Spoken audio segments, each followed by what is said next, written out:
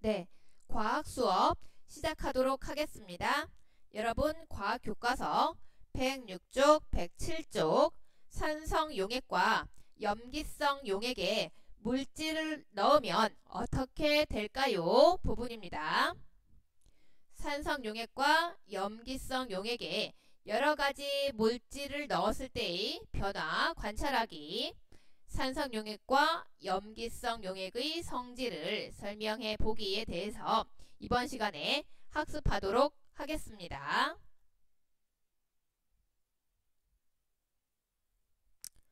자, 묽은 염산과 묽은 수산화 나트륨 용액에 달걀 껍데기, 삶은 달걀 흰자, 대리석 조각, 두부 등을 넣으면 어떤 변화가 생길지 한번 예상을 해봅시다. 예를 들면, 자, 묽은 염산에서 달걀 껍데기는 녹을 것 같다. 삶은 달걀 흰자는 변화가 없을 것 같다. 대리석 조각은 녹을 것 같다. 두부는 변화가 없을 것 같다. 네, 이렇게 예상해 볼 수도 있고, 자, 묽은 수산화 나트륨 용액에서는 달걀 껍데기는 변화가 없을 것 같다. 삶은 달걀 흰자는 녹을 것 같다. 대리석 조각은 변화가 없을 것 같다. 두부는 녹을 것 같다. 뭐 이렇게 예상해 볼 수 있어요. 자, 이거는 예상이기 때문에 사람들마다 다르게 예상할 수 있습니다. 자, 탐구활동. 자, 이 실험에 필요한 준비물 같이 알아볼게요. 비커, 묽은 염산, 묽은 수산화 나트륨 용액, 유리막대, 페트리 접시, 달걀 껍데기, 삶은 달걀 흰자, 대리석 조각, 두부, 핀셋, 약숟가락, 보안경, 실험용 장갑이 필요합니다. 산성용액과 염기성 용액에 여러가지 물질 넣어보기 실험 영상 같이 보도록 하겠습니다.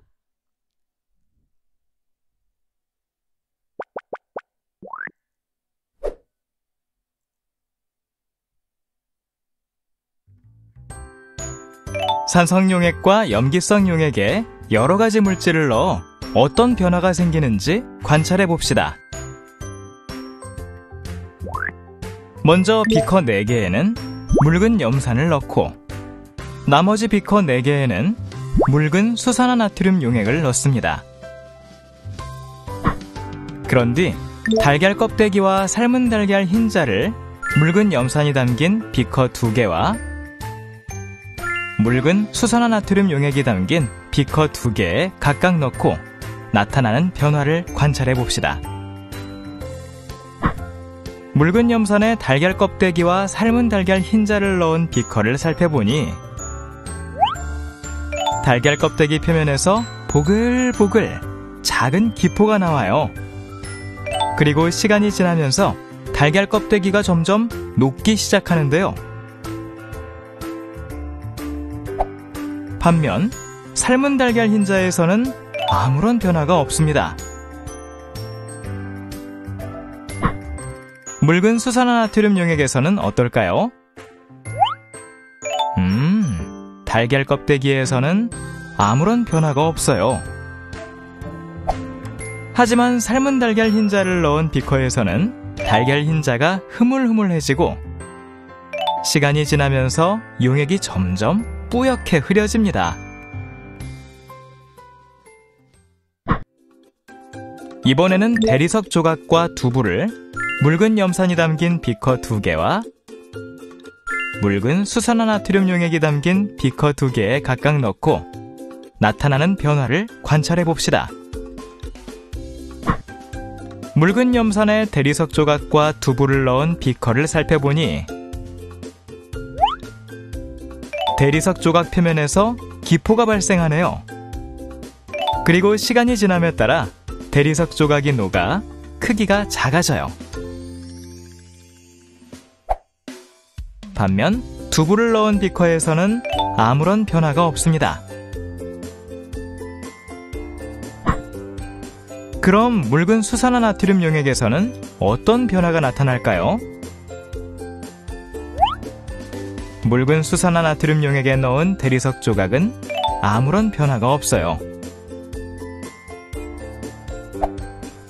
반면 두부의 경우 두부가 녹아 흐물흐물해지고 시간이 지나면서 용액이 뿌옇게 흐려집니다.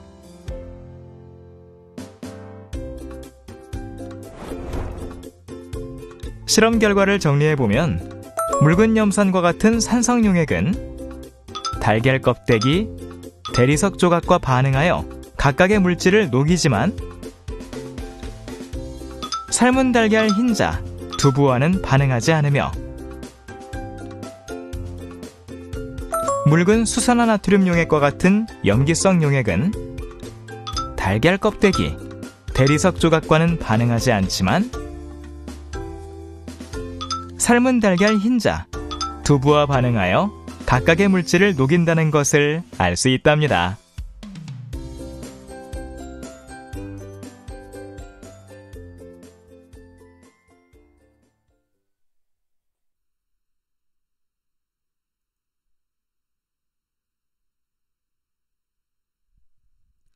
자, 달걀 껍데기, 삶은 달걀 흰자, 대리석 조각, 두부를 묽은 염산이 담긴 비커와 묽은 수산화 나트륨 용액이 담긴 비커에 각각 넣고 나타나는 변화, 관찰했을 때 어떻게 되는지 다시 한번 같이 정리해 보겠습니다. 자, 묽은 염산에 달걀 껍데기를 넣으면 이렇게 기포가 발생하면서 껍데기가 녹는 모습을 관찰할 수 있습니다. 자, 이번엔 묽은 염산에 삶은 달걀 흰자를 넣으면 변화가 없습니다. 자, 이번엔 묽은 수산화 나트륨 용액에 달걀 껍데기를 넣으면 변화가 없습니다. 묽은 수산화 나트륨 용액에 이번엔 삶은 달걀 흰자를 넣으면 흐물흐물해지고 시간이 지나면서 이렇게 뿌옇게 흐려집니다.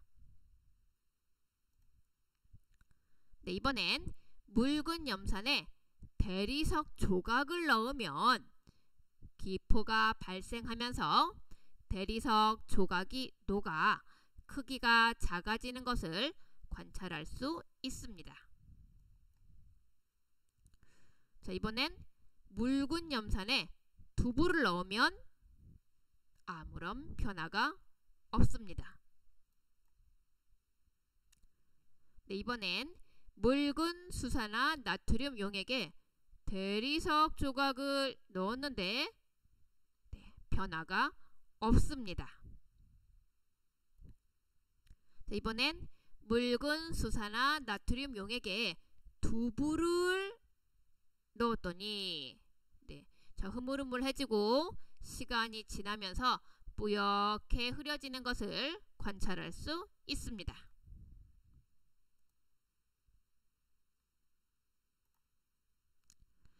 산성 용액과 염기성 용액에 물질을 넣었을 때 나타난 변화를 바탕으로 산성 용액과 염기성 용액의 성질을 같이 알아보겠습니다. 산성 용액은 달걀 껍데기와 대리석 조각을 녹이지만 삶은 달걀 흰자와 두부는 녹이지 못했습니다. 염기성 용액은 삶은 달걀 흰자와 두부는 녹이지만 달걀 껍데기와 대리석 조각은 녹이지 못했습니다.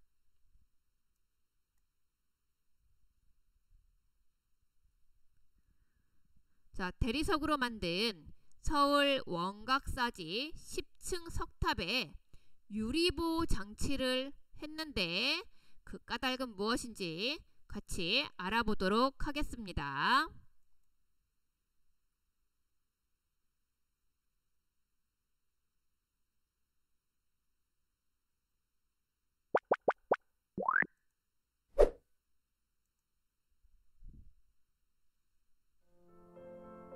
서울 종로구에 있는 탑골공원. 공원 안쪽으로 들어가자 우리나라 국보 2호인 원각사지 10층 석탑이 아름다운 자태를 드러냅니다. 그런데 석탑을 답답한 유리 보호 장치 안에 가둬놓았네요. 이렇게 석탑에 유리 보호 장치를 씌워 놓은 까닭은 무엇일까요? 바로 서울 원각사지 10층 석탑이 대리석으로 만들어졌기 때문입니다. 대리석은 산성 용액에 녹는 성질이 있는데요. 따라서 석탑에 산성 물질이 닿는 것을 막기 위해 유리 보호 장치를 씌운 것이지요. 이렇게 유리 보호 장치를 씌우면 산성을 띤 빗물이나 새의 배설물 같은 산성 물질에 석탑이 훼손되는 것을 막을 수 있답니다.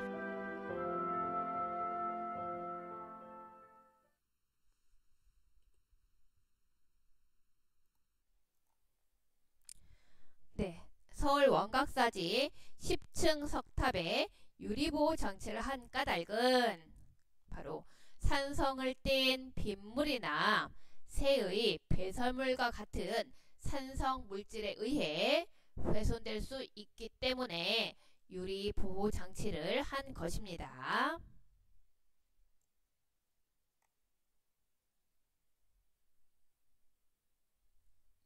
자, 다시 한번 정리해 보겠습니다. 산성 용액과 염기성 용액에 여러 가지 물질을 넣었을 때의 변화. 자, 먼저 묽은 염산에 달걀 껍데기를 넣었을 때 기포가 발생한다. 그리고 껍데기가 녹는다. 삶은 달걀 흰자를 넣으면 변화가 없고, 대리석 조각을 넣었을 때는 기포가 발생하고 대리석이 녹는다. 두부를 넣었을 땐 변화가 없다는 것을 우리 관찰할 수 있습니다. 자, 이번엔 묽은 수산화 나트륨 용액에 넣었을 때입니다. 묽은 수산화 나트륨 용액에 달걀 껍데기를 넣었을 때 변화가 없고, 삶은 달걀 흰자를 넣었을 때는 뿌옇게 흐려지고 흐물흐물해집니다.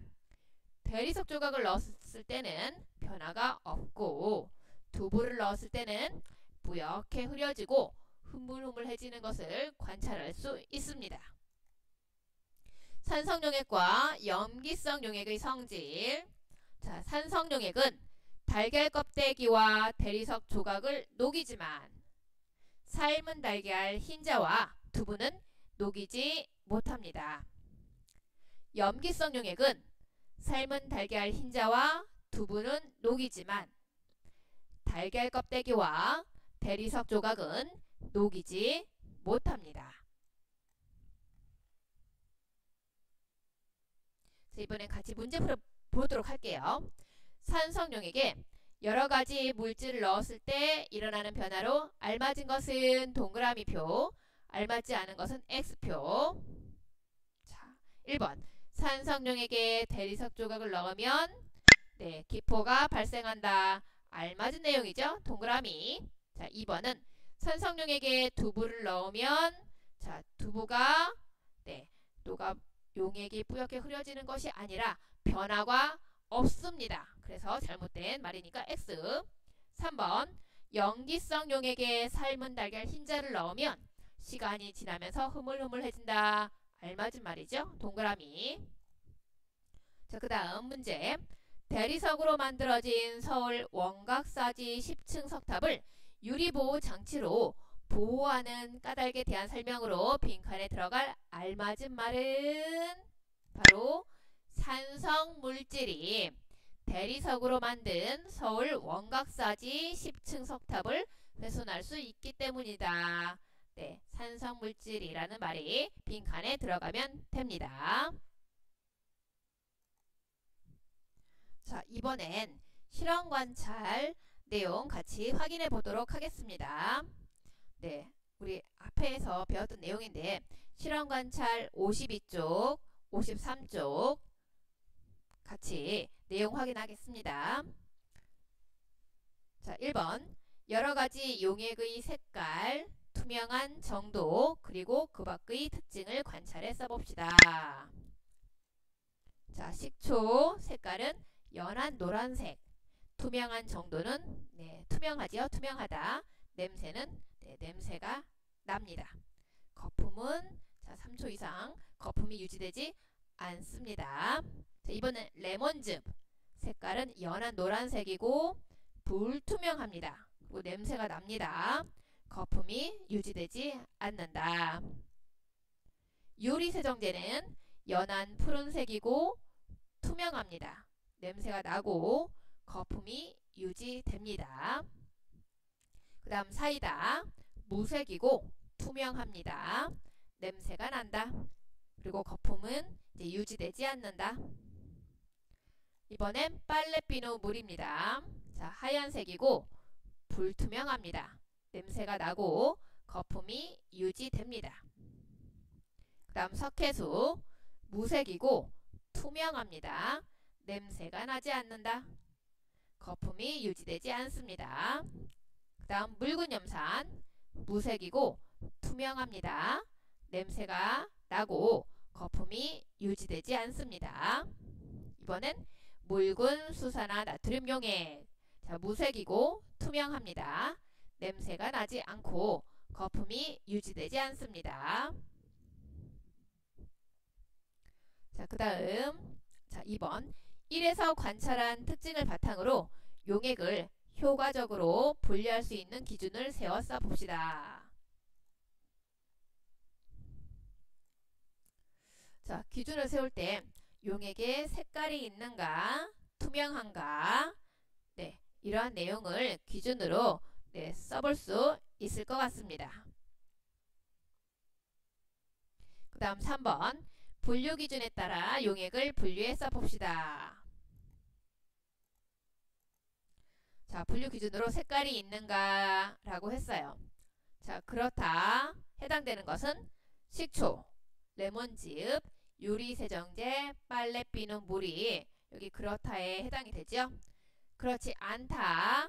여기에는 사이다, 석회수, 묽은 염산, 묽은 수산화 나트륨 용액이 해당됩니다. 이렇게 분류를 했습니다. 자, 이번엔 또 다른 분류 기준 투명한가 라고 분류 기준을 세웠어요. 자, 그렇다에 해당하는 것은 식초, 유리세정제, 사이다, 석회수, 묽은 염산, 묽은 수산화 나트륨 용액.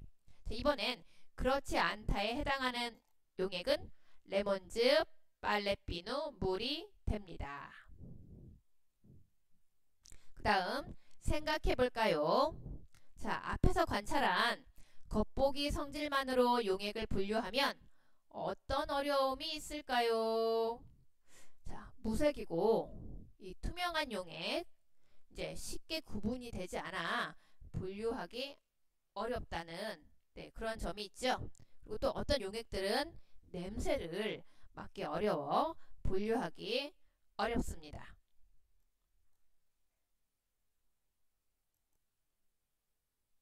자, 이번엔 실험 관찰 54쪽에서 55쪽 내용 같이 확인합니다. 자, 1번. 자, 여기 이 병에 담긴 용액을 푸른색 리트머스 종이와 붉은색 리트머스 종이에 각각 한두 방울씩 떨어뜨린 뒤 색깔 변화를 관찰하고 해당하는 칸에 지시약의 색깔 변화 붙임딱지를 붙여봅시다.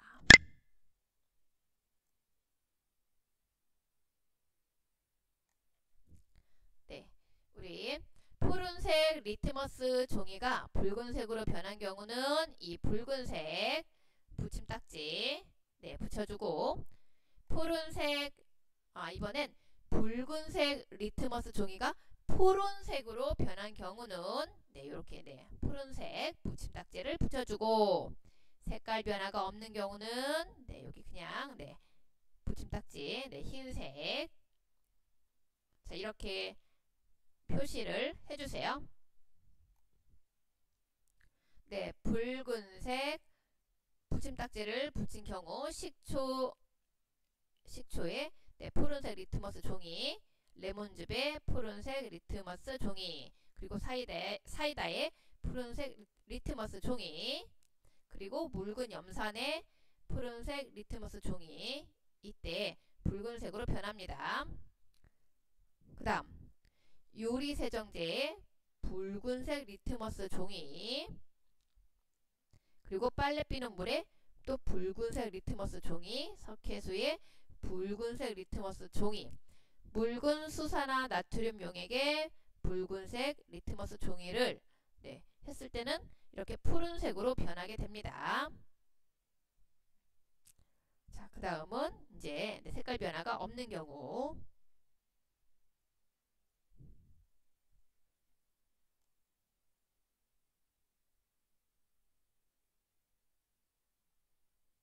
자, 밑에 2번 보겠습니다. 페놀프탈레인 용액을 각각의 홈에 한두 방울씩 떨어뜨린 뒤 색깔 변화를 관찰하고 해당하는 칸에 지시약의 색깔 변화 붙임딱지를 붙여봅시다. 자, 붉은색으로 변한 경우는 이 붉은색 붙임딱지 붙여주고, 색깔 변화가 없는 경우는 여기 흰색. 자, 유리 세정제에 페놀프탈레인 용액 떨어뜨리면 붉은색으로 색깔 변화 있고, 또 빨래 비는 물에 페놀프탈레인 용액을 떨어뜨렸을 때도 붉은색으로 색깔 변화, 석회수에 또 이제 페놀프탈레인 용액을 떨어뜨렸을 때도 붉은색, 그리고 묽은 수산화 나트륨 용액에 페놀프탈레인 용액을 떨어뜨렸을 때도 붉은색, 이렇게 색깔 변화 있습니다. 나머지는 색깔 변화가 없고.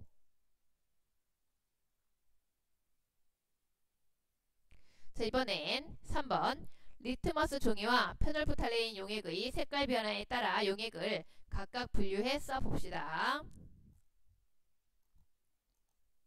자, 리트머스 종이의 색깔 변화가 푸른색에서 붉은색으로 이렇게 변화가 일어나는 경우는 식초, 레몬즙, 사이다, 묽은 염산. 자, 이번엔 리트머스 종이 붉은색이 푸른색으로 이렇게 색깔 변화가 일어나는 경우는 요리세정제, 빨래 비는 물, 석회수, 묽은 수산화 나트륨 용액, 이렇게 분류할 수 있습니다. 그 다음 페놀프탈레인 용액의 색깔 변화. 자, 변화가 없는 경우 식초, 레몬즙, 사이다, 묽은 염산, 이 경우에는 페놀프탈레인 용액 떨어뜨렸을 때 변화 없습니다.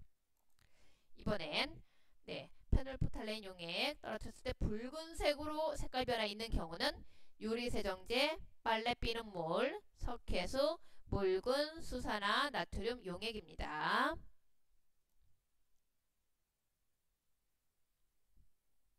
그 다음 생각해 볼까요? 리트머스 종이의 색깔 변화에 따라 용액을 분류한 결과와 페놀프탈레인 용액의 색깔 변화에 따라 용액을 분류한 결과를 비교해 보면, 자, 용액을 분류한 결과 서로 일치합니다. 지금 다시 한번 확인해 보세요. 이렇게 일치하죠. 분류한 결과가.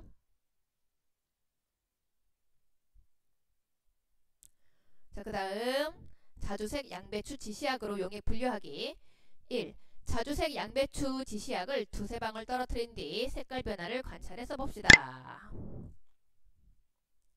자, 식초에서는 지시약의 색깔 변화가 붉은색, 레몬즙에서도 붉은색, 유리세정제에서는 푸른색, 사이다에서는 연한 붉은색으로 색깔 변화 있습니다. 그 다음 빨래 비는 물에서는 이 지시약의 색깔 변화가 연한 푸른색, 석회수에서는 연한 푸른색, 묽은 염산에서는 붉은색, 묽은 수산화 나트륨 용액에서는 노란색으로 지시약의 색깔 변화가 있습니다. 자, 2번 색깔이 비슷하게 변한 용액끼리 분류해 써봅시다. 자, 지시약의 색깔 변화. 붉은색 계열은 식초, 레몬즙, 사이다, 묽은 염산. 그 다음 푸른색이나 노란색 계열은 요리세정제, 빨래 비는 물, 석회수, 이제 묽은 수산화 나트륨 용액. 네, 위에 표랑 다시 한번 확인해 보면서 써볼 수 있죠.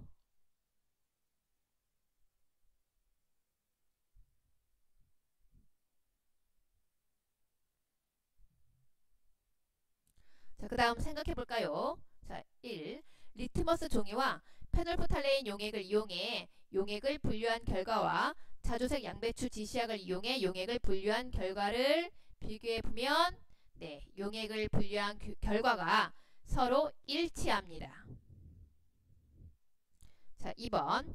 실험에서 사용한 여러가지 용액을 산성 용액과 염기성 용액으로 분류를 해보면 산성 용액은 식초, 레몬즙, 사이다, 묽은 염산입니다. 염기성 용액은 유리세정제, 빨래비눗물, 석회수, 묽은 수산화 나트륨 용액입니다. 자, 이번엔 실험 관찰 56쪽 내용 같이 정리해 보도록 하겠습니다. 1번. 묽은 염산과 묽은 수산화 나트륨 용액에 달걀 껍데기, 삶은 달걀 흰자, 대리석 조각, 두부를 넣으면 어떤 변화가 생길지 예상해 써봅시다. 자, 이거는 네, 예상. 자, 묽은 염산의 달걀 껍데기는 녹을 것 같다. 삶은 달걀 흰자는 변화가 없을 것 같다. 대리석 조각, 녹을 것 같다. 두부, 변화가 없을 것 같다. 그 다음에 묽은 수산화 나트륨 용액, 달걀 껍데기를 넣으면 변화가 없을 것 같다. 삶은 달걀 흰자는 녹을 것 같다. 대리석 조각은 변화가 없을 것 같다. 두부는 녹을 것 같다. 네. 자, 이거는 예상값이고, 그 다음에 2번. 달걀 껍데기, 삶은 달걀 흰자, 대리석 조각, 두부를 묽은 염산이 담긴 비커와 묽은 수산화 나트륨 용액이 담긴 비커에 넣었을 때 일어나는 변화를 관찰해 써봅시다. 이제 실제로 관찰을 한 결과를 쓰면 되죠. 묽은 염산에 달걀 껍데기를 넣었을 때 기포가 발생한다. 껍데기가 녹는다. 묽은 염산에 삶은 달걀 흰자를 넣었을 때 변화가 없다. 묽은 염산에 대리석 조각을 넣었을 때 기포가 발생한다. 대리석이 녹는다. 묽은 염산에 두부를 넣었을 때 변화가 없다. 자, 이번엔 묽은 수산화 나트륨 용액에 달걀 껍데기를 넣었을 때 변화가 없다. 자, 묽은 수산화 나트륨 용액에 삶은 달걀 흰자를 넣었을 때는 뿌옇게 흐려진다. 흐물흐물해진다. 그리고 묽은 수산화 나트륨 용액에 대리석 조각을 넣었을 때 변화가 없다. 묽은 수산화 나트륨 용액에 두부를 넣었을 때는 뿌옇게 흐려진다. 흐물흐물해진다.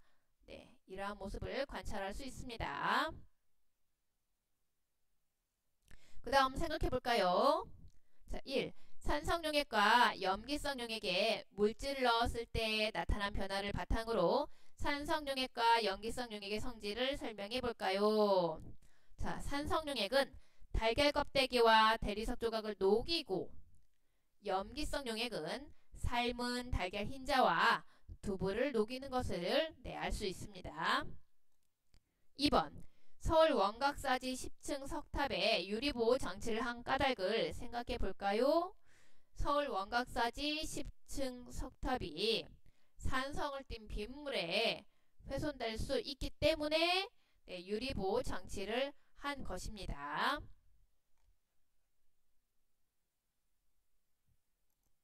자, 여러분 이번 시간 과학 수업 듣느라 고생 많았습니다. 수고하셨습니다.